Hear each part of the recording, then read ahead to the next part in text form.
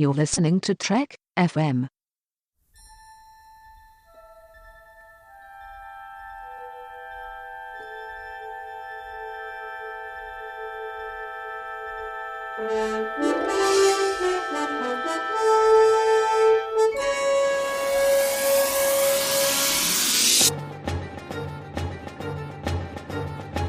Welcome to Las Vegas! Woo! Where we are talking about our From There to Here Rewatch project live on the gaming floor, where they've got wonderful tables of Dabo and Fizbin and what else? Domjot. They have Domjot tables here this year? Yeah, and whatever those species played in Move Along Home. Oh, geez, I had that written down. Alamarine. We'll just call it Alamarine, the game. Yep, Alamarine. Plenty of that going on. With those little sticks. Oh, I've won so many of those little sticks. Excellent. And look at all these famous people that are walking by. Hi, William Shatner. How are you doing? I'm good, Brandon. It's nice to see you again. That wasn't really... Is he gonna sign your thing? I hope so. We'll see. Whoopi Goldberg! Oh my goodness! Welcome! Come over here and do some lines from Sister Act. I love Sister Act. Can we just talk about Sister Act instead? I love Sister Act. But we got to talk about House of Quark. Oh, Quark. Yes, we do. Anyways, welcome to From There to Here, where we talk about all 729 episodes in the franchise. And today we're talking about 2 Season 3 episodes of Deep Space Nine, starting with the House of Quark, where business is not doing very well on the station because of the looming threat of the Dominion. And Klingon accidentally is drunk and stumbles and stabs himself, and Quark uses it as an opportunity for profit. I love this episode. I love this episode. I think that's all we need to say. It's so good. It's fun. It's fun. The thing about this is it actually plays into Quark's strength, natural strengths. It plays into his natural characteristics as a character, but it actually are complete pluses in this episode. It's complete pluses here. He doesn't win by brute force, far from it. He doesn't win by out-Klingoning the Klingons, right? He figures out the situation by being himself, by being Quark, by being a Ferengi, right? So I think that's what makes it work, is because... Is he heroic? I wouldn't use heroic in the complete sense, but he is very much a relatable protagonist, and he's able to save the day in a way because... he's himself, and he's not the butt of a joke. He's not, the Ferengi way isn't denigrated here. It's because in this particular way, he actually does solve the problem because of who he is and actually what he brings to the table as a character. You got it. If this was an Enterprise episode and it was Phlox, and the way that they do it, then Phlox would have killed the Klingon with a bat'leth, and they would have just done that with the storyline because they didn't do the Klingons very well in Enterprise. But I'm so glad that Quark didn't actually fight him. And I had forgotten about that ending. Every time I see it, I forget about it because I'm like, oh man, he's going to go up and fight him and win, and he throws it down, and I'm like, oh, that's right, I forgot he does it this way. And I'm so glad because, yeah, it would have been so hokey if Quark actually would have tried to fight him. Yeah, no, I totally agree, and the whole line about House of whatever, and it's so great because it plays true to the character. He doesn't really buy into the Klingon culture, the Klingon bravado, but he knows enough about it to be able to figure out what's going on. And again, the look on Gowron's face. By the way, Gowron appears in this episode, his first appearance in DS9. He's going to appear many more times as the series goes on. But again, another piece of great continuity that we saw with Gulivec, and we saw with Admiral Nechayev. Now we see Chancellor Gowron. And I love the fact that Gowron is completely perplexed and completely at a loss when Quark is talking about ledgers and balance sheets and net revenue flows. Yep. It's just like, what are you talking about? And it's so great because Quark is just in his element. And he's like, well, if you refer to the tab on the whatever equivalent of a Excel spreadsheet is in the future, right? And it's so great because, it's totally Quark, and they're totally at a loss for it. And it's such a great moment for Quark. It's a great character moment for Gowron. It's just so good. Yeah. At the end of the episode, Rom loves his brother so much, and when he's like, no, I like the ending, Quark telling him the story again, and he's like, Quark, tell me it again. He's like, nobody wants to hear it. He's like, no, tell me. I don't know. I just love seeing that. Like, they really do love each other. And that's what's great about Deep Space Nine is even all the side characters, they add so much depth to the universe that we're living in. And this is why Deep Space Nine is my favorite, for little scenes like that. I agree. Deep Space Nine is also my favorite because of all of that world building. And it's the world building that's not necessarily all Starfleet, not necessarily all Federation. And you get to see fleshed out characters from the Klingons, from the Ferengi, the Cardassians, obviously the Bajorans. You get to see much more of a universe that's there. And obviously this storyline gets picked up later in Looking for Parmok in All the Wrong Places, another great episode. But I love the fact that this is going to be picked up, the fact that the relationship that he has here with this house, House of Quark, if you will. And the way Gowron says Quark. It's so good. This is picked up later on, and it's done really well. And, this is an episode I always will go to when I just kind of want to watch something that's lighthearted and fun, but there's a lot of good character development that's picked up later on. Now, I'm going to throw a curveball at you here. Yeah. Okay. I want to talk about the B plot a little bit. Do you remember the B plot? Oh, geez. I should know this because I know this episode really well. What's the B plot, Brendan? So the school getting closed down and Keiko being sad. And this was O'Brien trying to figure out a way for Keiko to still feel validated and to feel used because that's actually really good. B plot. I can't believe I forgot that. Brandon, thanks for bringing that up. I really like this B plot. I mean, I've had this situation in my life. Me and my wife picked up from Regina, Saskatchewan to move to BC for my work. I was getting a promotion and we moved, and it completely destroyed her career. We moved out to BC and they didn't recognize her education, so she couldn't teach in BC. And then by the time we came back to Regina, because my career wasn't working out for me the way we thought it would, we came back, and within a year, budget cuts completely eliminated her type of position in Regina. But had she had seniority of us not leaving, she could have maintained that position. Right? So my wife completely sacrificed her career, and she's doing a completely different job now than what she's trained for because of the decisions that we've made following my career. And this happens so much in families. They follow the man's career along. And so this episode hits home for me, and I like watching O'Brien and Keiko together. I know a lot of people, they don't like Keiko and they think she's a nag on him and stuff, but I think that this is a completely believable couple. I love my wife. We fight. Right? We fight over stupid things, but we love each other and we work hard, and relationships are hard, and things like this come up where there's difficulties, and I want to make my wife happy, and I don't know how to do it sometimes.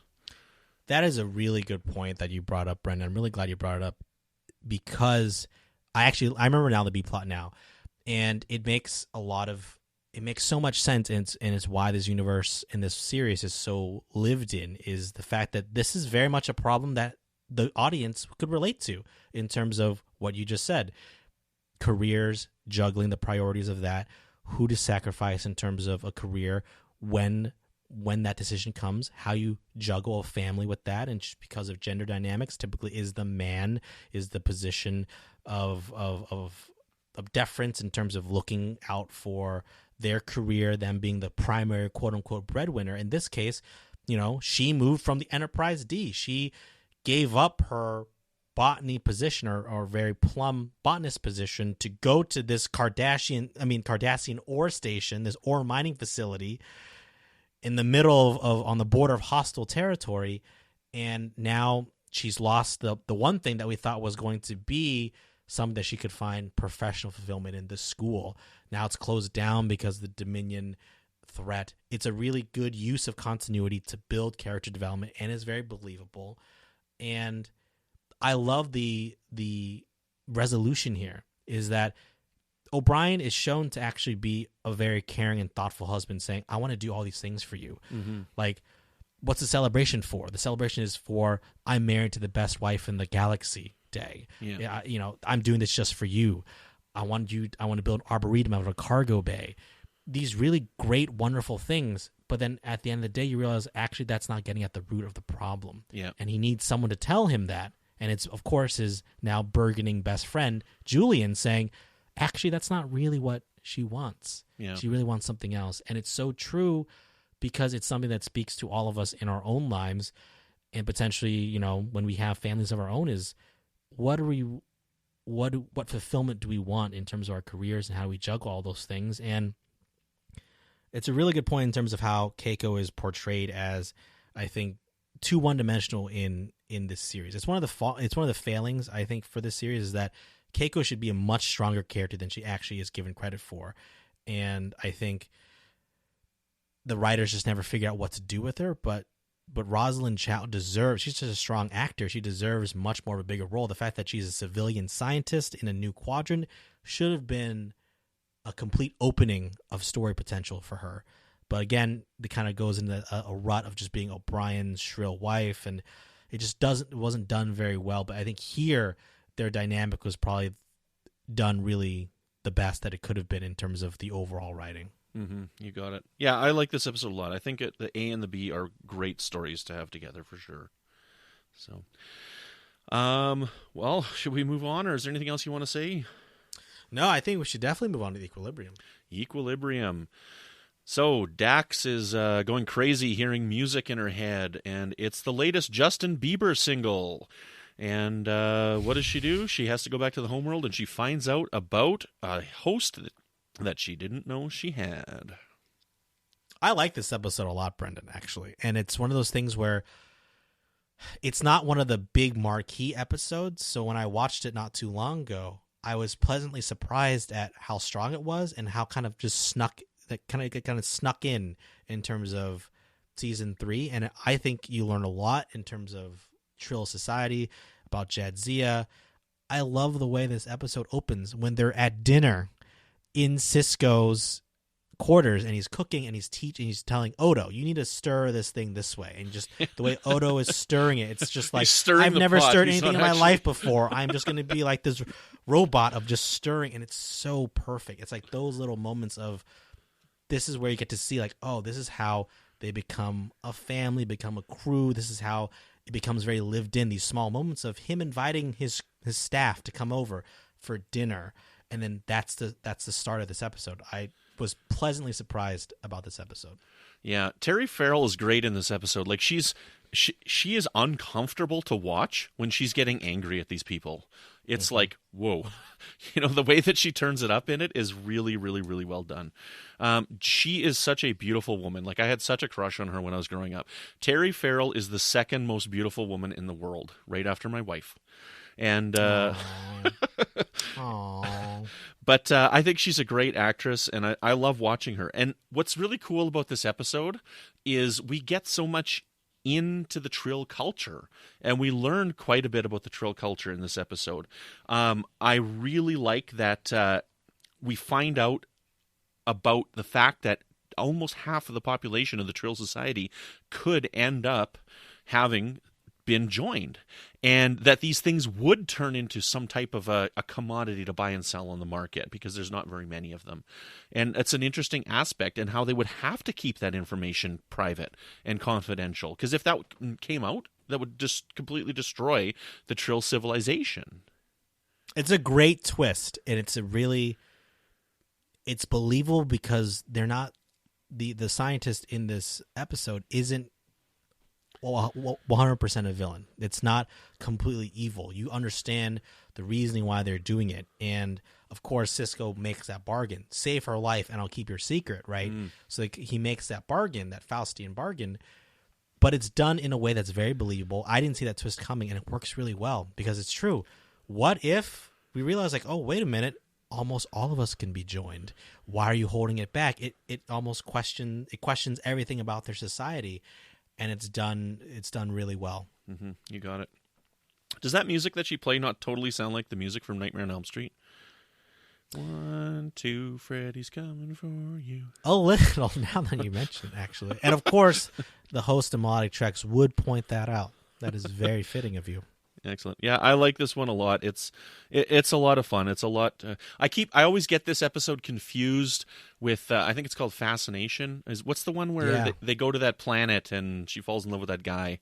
So is that Meridian? Meridian. Thank you. Yeah, I always get this episode confused with the title. I know that they're both Dax episodes, but I forget the name. And this is an episode I will go back to now to point to people and say, hey, Tara Farrell's a really good actor. I think before there's been a lot of quote unquote criticism that she's not as strong of an actor, which that's garbage. When I always watch her in these episodes, especially this one, I'm like, she is a terrific actor. Yeah. I don't know what you guys are talking about, but this is, and she's also terrific in person at conventions. So I think it's very surprising to me to say that there was criticism of her and her acting abilities, especially when she was on the show, that it was kind of a big deal. For me, I find it so surprising. Oh, she's fantastic. I got to see her at a convention 2 years ago, in Vegas, and Michael Westmore came out and did her makeup, her Trill makeup, for the first time since she'd left the show. And then she came out wearing the wedding dress from Looking for Parmok in the Wrong... Is that one? Mm-hmm. Yeah, Looking for Parmok in All the Wrong Places. So that was quite the treat to see that. I remember seeing the pictures. And she was such a good sport about it too. Yeah. Yeah, excellent. It's cool. So, Brendan, can you tell our audience where they can find you on the internet? When I'm not trying to steal a symbiont to put in my belly, you can find me here on the network with new episodes of Melodic Treks, which is all about the music of Star Trek. You can find me on Twitter at Brandon-Mutala, and you can find me on the Babel Conference every once in a while.